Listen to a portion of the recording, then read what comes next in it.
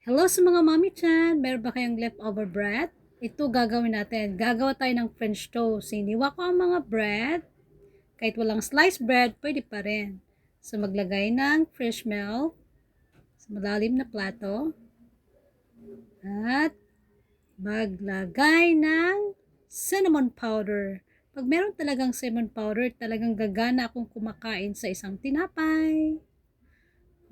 Kasi mabango kasi ang cinnamon powder. Yan. At gimix ko ng egg. At ito na. Ganito natin ang pag-toast. No oil. So may pinaikot-ikot mo lang sa iyong butter na egg, fresh milk, at cinnamon powder. At yan. So pag medyo ano na siya, pwede na. So balik na rin.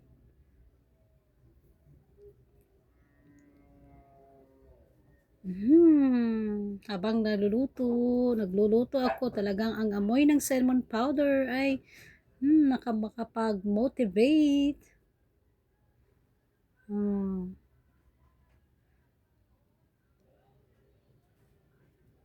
Yan.